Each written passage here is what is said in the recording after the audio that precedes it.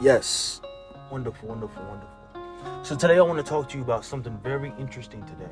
And I believe this is going to bring a lot of people good success in their lives. And it's going to actually help you live a more positive life. You're going to live a lot more positively, a lot less stress. You're going to be a lot happier. And this is actually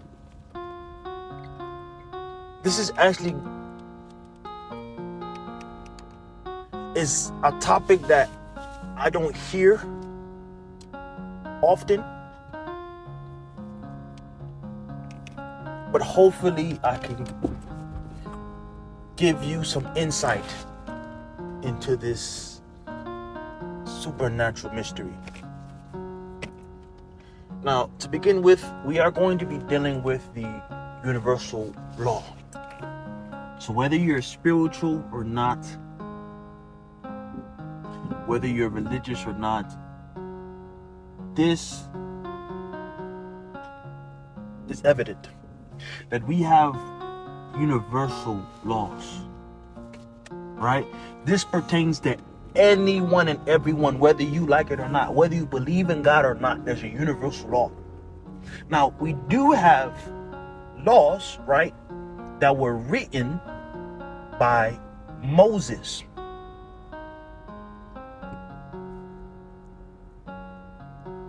And who is Moses? Moses happened to be a prominent figure in the Bible. He was God's mouthpiece and representation to the people of God, as well as the direct representation of God to Pharaoh. He was a prophet.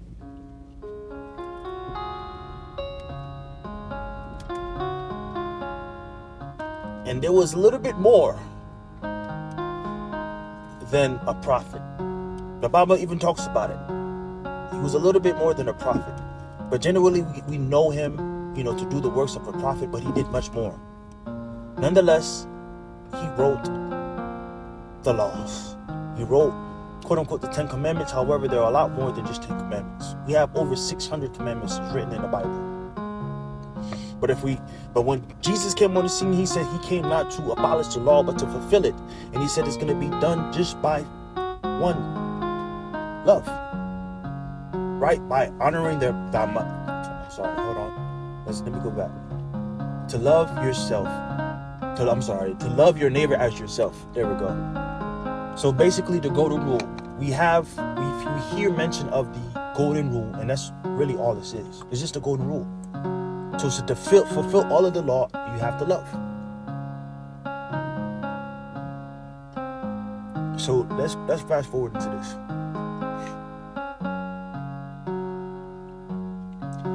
This is the law. Now when we come out of the Bible and we just are living in natural life in this day and age, in this 21st century, dawning into the days or the age of Aquarius, what are we looking at? We're looking at societal laws. The societal laws or governmental laws, that is governed and dictated and even enforced by the government. The governmental laws. These are laws that we follow. For example, like not speeding. Like if you go over the speed limit, you're in danger. You're basically endangering yourself, someone else, your community. But there's a consequence to that. That's a fine. Parking in a handicapped spot when you're not handicapped and you don't have the permission. Driving without a license or suspended license. Doing business without a license. Soliciting on the premises of a license of a actual business organization and so on. there's all these type of different laws that are in effect as relates to life, or this life. Every country has a different way that they deal with their law.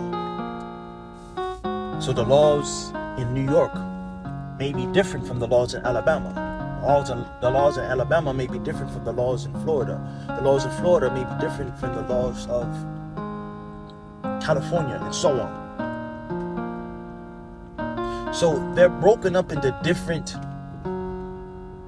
ways. But there's something called a universal law that just somewhat meets almost all the needs.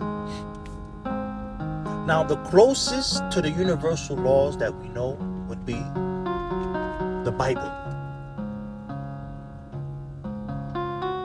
And there was a summary of the summary of most of the laws is 10. Right, those 10 commandments that we notice. So that's the one that they teach us in these little schools or these programmings. Nonetheless, that's somewhat of a summary. Because if you look at it, they get deeper, and they talk about, there's some laws where they talk about you shouldn't have sex with a woman who's on her period. Yeah. There's some laws, that speaks on shaving and how we should shave as men. So there's a lot more laws, and there's reasons behind it, and there's also consequences behind it. But there's also, I've come to a place to understand that there's also a universal law, and if those laws are broken, you see things tend to play against you. Just like there's a consequence to just laws in general. If you transgress against a law and you are caught, you transgress against a law and you're caught, there's a consequence to pay. You're going to have to pay in some way. Whether it be time, money, you're going to have to pay. Service. Something must be given up as a result of you transgressing against that law. And that's with whatever type of law, whether it be spiritual or physical, whatever. The actual laws of the land, like whatever type of law, there's a consequence. And with the spiritual laws and with the laws of the land, those could be evaded a little bit more easier, but universal laws, spiritual laws, that's very difficult to evade. That's very difficult to evade. So it's important for us to, when I say us, just mankind, it's important for us to realize this and to know this and acknowledge this.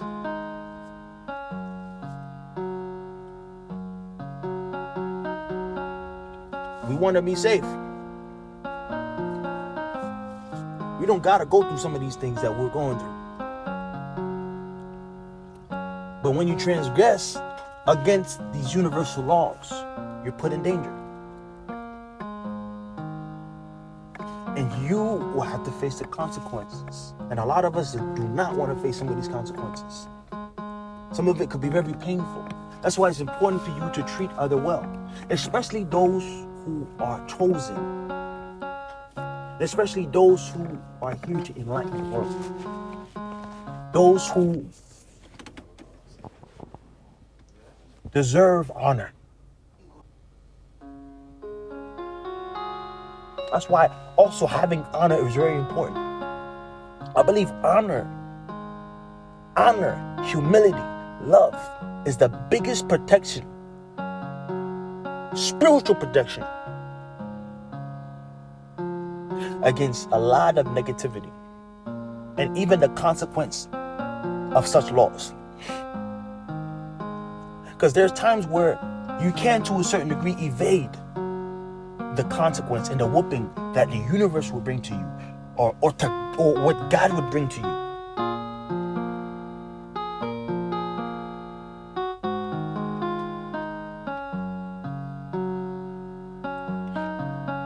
Because there are times we mess up.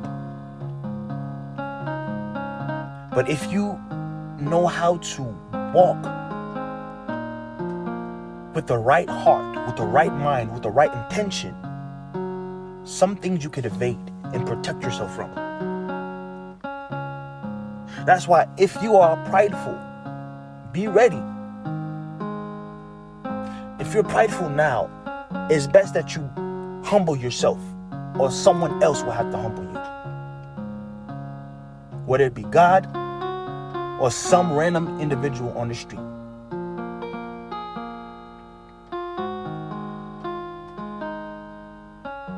And it's better you get it done by God. But sometimes God could be like, you know what? I'm gonna have so-and-so do that to you.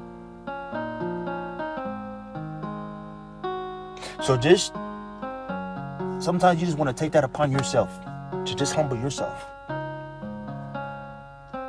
And when you humble yourself, what does the Bible say? It says God will exalt you. He will raise you up. People will speak greatness of your name. Yes. Yes. The Bible is key to understanding the universal laws. There are so many keys to understanding the laws of the universe. But you have to go into the Bible and decode it and awaken your spirit, enlighten your spirit to be able to understand the laws that govern this universe. Because there's so much more that we have yet to know. I don't think there's just set over 600 commandments or laws, spiritual laws. I believe that there's a lot more that we don't even know about.